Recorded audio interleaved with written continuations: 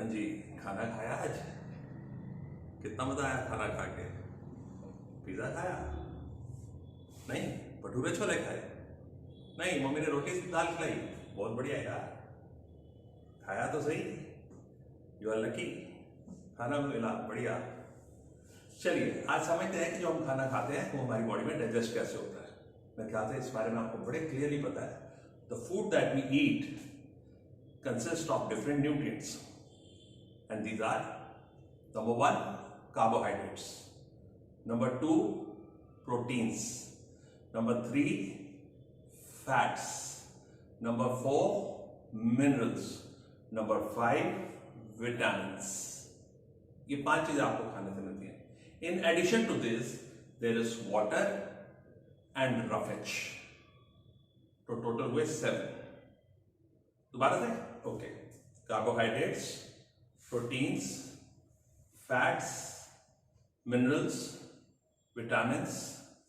In addition to this, water and roughage. जो भी हम खाना खाते हैं वो हमारी बॉडी में डाइजेस्ट कैसे होता है उसको समझने के लिए हमें समझना पड़ेगा ह्यूमन डाइजेस्टिव सिस्टम। और ये जो डायग्राम है ये है हमारी एलिमेंट्री कैनाल का। Please note down the spelling. A से शुरू होता है एलिमेंट्री कैनाल, ई मत लिख देना। ओके, चलिए ह्यूमन डाइजेस्टिव सिस्टम समझने के लिए मैं चाहूंगा कि सबसे पहले आप ह्यूमन डाइजेस्टिव सिस्टम के एलिमेंट्री कैनाल के सारे पार्ट समझ लें। तो सबसे पहले खाना हम डालते हैं माउथ में। माउथ में होता है, माउथ को हम बक्कल कैविटी कहते हैं, साइंस में ओरल कैविटी भी कहते हैं। बक्कल कैविटी या ओरल कैविटी माउथ के नाम है। माउथ में there is tongue, teeth and salivary glands. Tongue का क्या काम है? Taste the food. सार है, सॉल्टी है, बिटर है, क्या टेस्ट है? टंग के ऊपर टेस्ट बड्स होती हैं, तो दे हेल्प अस टू जज द टेस्ट। सार खट्टा, सॉल्टी नमकीन, स्वीट मीठा और बिटर कड़वा, जैसे मिर्ची कड़वी होती है। फिर आता है सलाइवरी ग्लैंड। जब हम खाना के बारे में सोचते हैं तो मुंह में पानी आ जाता है। इनफैक्ट पानी थोड़ी आता है, मुंह में सलाइवा डेवलप होता है, थूक आ जाती है मुंह में। ये हमारे मुंह के अंदर सलाइवरी ग्लैंड्स होते हैं। टंग के नीचे मेन सलाइवरी ग्लैंड होता है जहां से वो सलाइवा निकलता है। और मुंह के अंदर क्या होता है? मुंह के अंदर होता है टीथ्स। पढ़ा था छोटी क्लास में, there are 32 teeths in an grown up adult. उनके नाम थे इंसाइजर्स, कैनाइन, प्रीमोलर, मोलर। ये आपको सिर्फ रिवाइज करा रहा हूं, लिखना जरूरी नहीं है। क्या काम है इनका? They will masticate the food. वो फूड के बड़े पार्टिकल्स को ग्राइंड कर देंगे। चलिए डिटेल में बात में जाएंगे। पहले पार्ट्स जैसे मैंने बोला था, तो माउथ से फूड जाता है एक ट्यूब में जिसको हम कॉमनली कहते हैं फूड पाइप। क्या कहते हैं? Food pipe. और आप बड़े होंगे तो साइंटिफिक नेम पता होने चाहिए। तो नाम है oesophagus.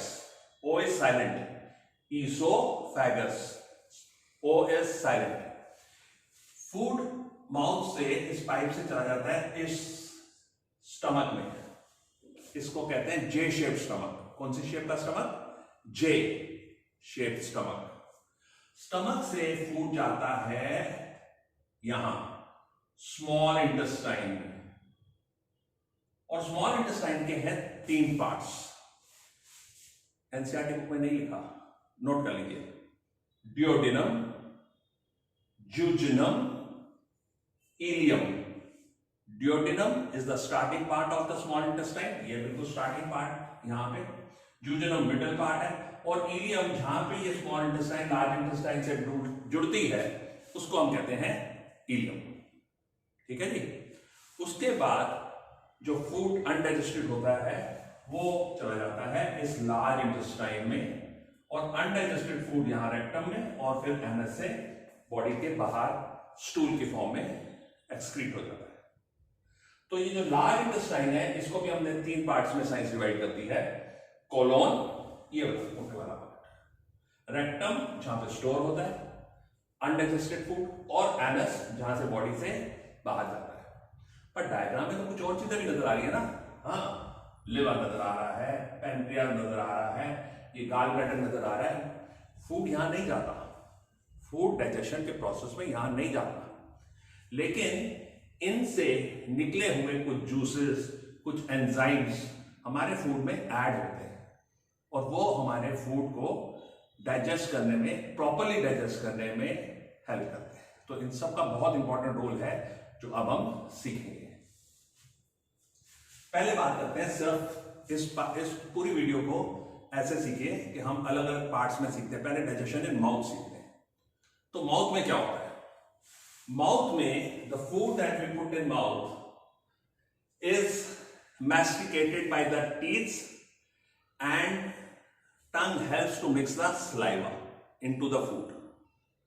Saliva contains an enzyme called salivary amylase. Salivary amylase.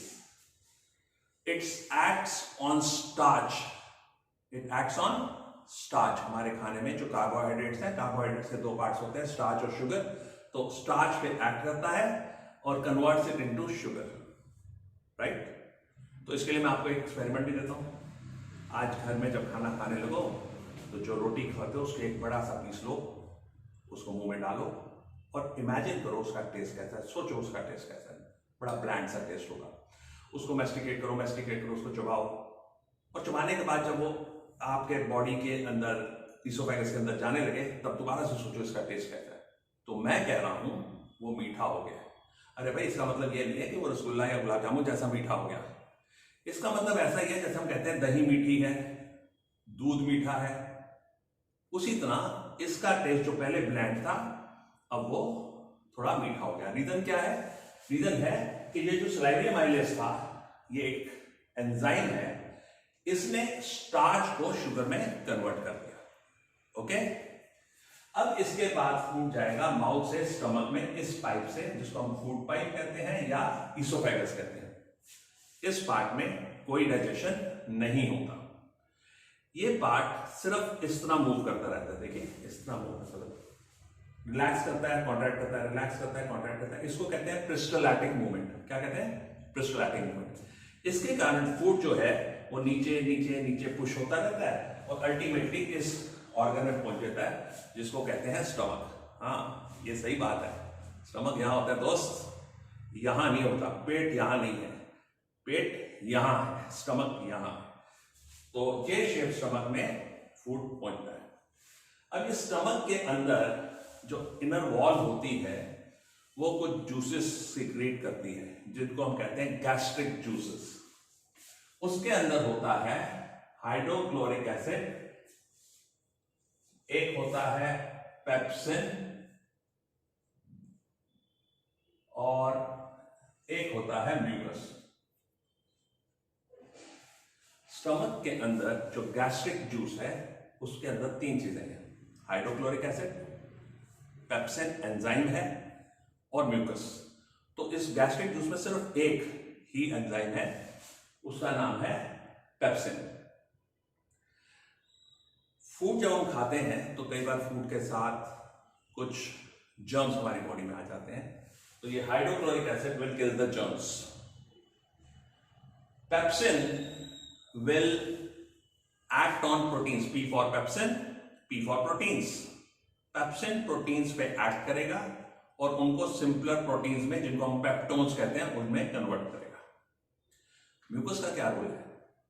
Mucus हमारे स्टमक की जो इनर वॉल है उसको, ये जो हाइड्रोक्लोरिक एसिड बॉडी में स्क्रीट होगा स्टमक के अंदर, उसके हार्श इफेक्ट से बचाएगा। अगर म्यूकस वहां पे ना हो तो स्टमक की इनर वॉल जल जाएगी और उस केस में बीमारी हो जाती है जिसको हम कहते हैं पेप्टिक अल्सर। अभी यहां पे मेनली किसका डाइजेशन हुआ? सिर्फ और सिर्फ पेप्सिन एंजाइम ने प्रोटीन्स को क्या किया? पेप्टोन्स में कन्वर्ट कर दिया। और मीडियम फूड का क्या हो गया? हाइड्रोक्लोरिक एसिड के कारण फूड का मीडियम हो गया एसिडिक। अब फूड क्या स्टमक से यहां स्मॉल इंटेस्टाइन, पर यहां पे ना एक मसल होता है जिसको कहते हैं sphincter muscle. Sphincter muscle body में दो जगह होता है, एक स्टमक और स्मॉल इंटेस्टाइन के जंक्शन पे और एक एनस पे। तो ये रेगुलेट करता है कि कब स्टमक से फूड आगे स्मॉल इंटेस्टाइन में जाए। लेकिन जब फूड स्मॉल इंटेस्टाइन में जा रहा होता है तो ये एक जो लीफ लाइक स्ट्रक्चर है स्टमक के नीचे, इसको हम कहते हैं पैनक्रियास। और ये जो सबसे बड़ा ऑर्गन है इस पूरे डायग्राम का, इसको कहते हैं लिवर। यहां से जूसेस या एंजाइम्स क्रिएट होते हैं और यहां पे आके मिलते हैं। यहां पे आप देखिए ये जगह है जहां पे वो मिल रहे हैं। इस को कहते हैं कॉमन डक्ट। डक्ट मतलब ट्यूब, तो कॉमन ट्यूब। तो यहां से ये लिवर ने जो सिक्रीट किया वो इस गाल ब्लैडर में स्टोर होता है। लिवर क्या सिक्रीट करता है? बाइल जूस सिक्रीट करता है। और बाइल जूस में दो चीजें होती हैं, बाइल जूस और बाइल सॉल्ट्स। वो आएंगे स्मॉल इंटेस्टाइन में। और पैनक्रियास में 3 एंजाइम्स होते हैं, पैनक्रिएटिक एमाइलेज, ट्रिप्सिन और लाइपेज। ये भी आएंगे फूड में जो पार्शियली डाइजेस्ट हो चुका है स्टमक में, उसमें ऐड होंगे। So let us see what is the function of liver. The function of liver is to secrete bile juice and bile salts. Bile juice change the acidic medium of the food. जो हमारा hydrochloric acid ने acidic medium कर दिया था उसको basic medium में. It changes the acidic medium of the food to basic medium because these enzymes secreted by pancreas can work only in basic medium. और जो bile salts हैं उनका फंक्शन होता है to emulsify fats. Emulsify fats का मतलब है जो फैट के बड़े बड़े मॉलिक्यूल्स हैं उनको ब्रेक डाउन कर देना छोटे छोटे पार्ट्स में. फैट्स आपने खाए हैं, जो घी, मलाई, बटर खाया, वो फैट्स होते हैं. प्रोटीन्स नहीं पता? अरे भाई, जो मीट खाया, जो सोयाबीन की चॉप खाई, जो चीज खाया, ये प्रोटीन्स है. ठीक है. और कार्बोहाइड्रेट बताता हूं भाई, पेट हमेशा कार्बोहाइड्रेट से बढ़ता है. हम रोटी खाते हैं या राइस खाते हैं या पिज्जा का बेस है, ये सारी चीजें हैं कार्बोहाइड्रेट्स. ओके, चलिए आगे चलते हैं. तो पैनक्रियास का हमें समझ में आ गया कि pancreas secretes bile juice and bile salts.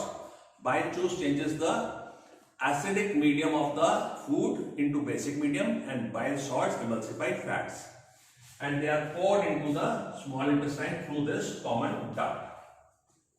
Pancreas secretes 3 enzymes. All 3 are enzymes. Number 1 is pancreatic amylase.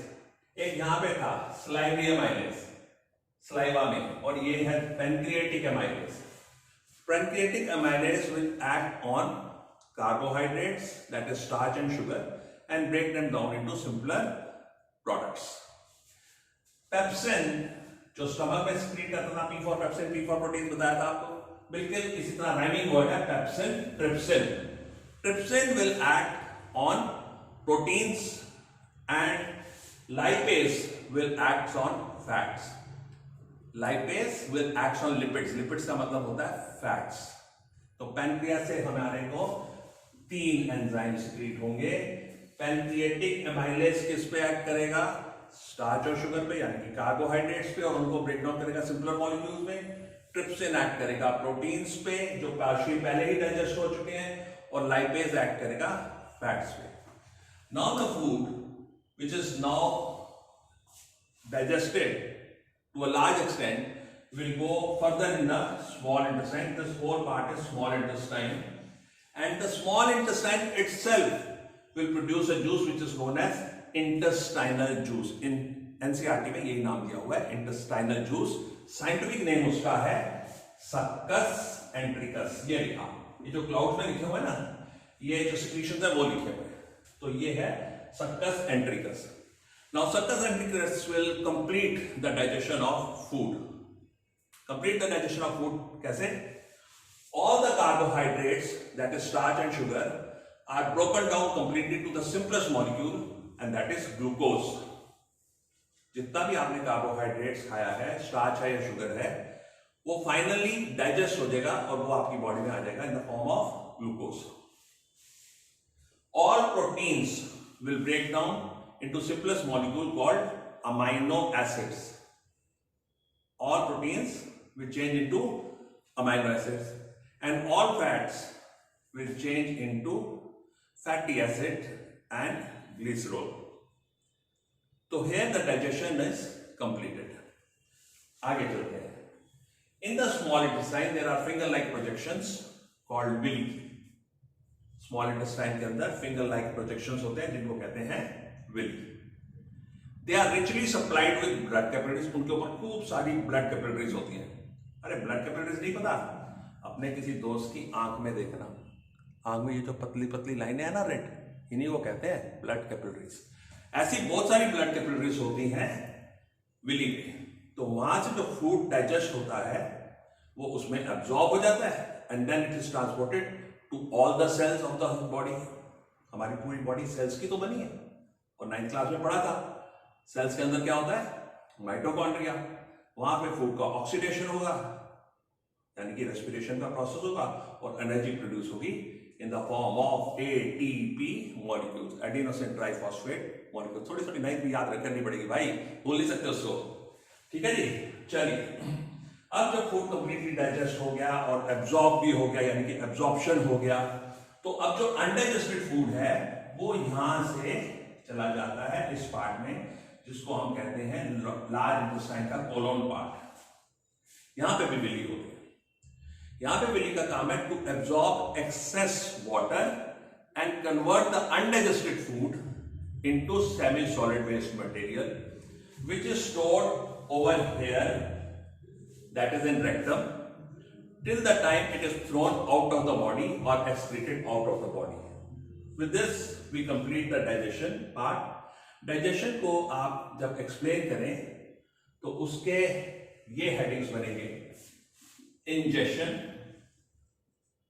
Ingestion का मतलब होता है खाने को मुंह में डालना. Ingestion first. सेकेंड आएगा डाइजेशन. ये जो सारा मैंने आपको एक्सप्लेन किया अभी तक वो डाइजेशन था. फिर आएगा एब्जॉर्प्शन. एब्जॉर्प्शन यानी कि जो फूड डाइजेस्ट हो गया उसका एब्सॉर्ब होना विली के थ्रू, ब्लड में जाना. फिर आता है फोर्थ पार्ट एसिमिलेशन. एसिमिलेशन मतलब उस एब्जॉर्ब फूड से एनर्जी प्रोड्यूस होना. और लास्ट में आ गया इजेशन. प्लीज नोट यहां पे वर्ड आएगा इजेशन, एक्सक्रीशन नहीं, egestion. Removal of undigested food from the body is called egestion and not excretion. I hope आपको ये समझ में आया होगा. एक बार दोबारा से वीडियो देखिए, एक एक पार्ट को समझिए. पहले माउथ को, फिर स्टमक को, फिर स्मॉल इंटेस्टाइन को. It will become very easy. Simple है भाई.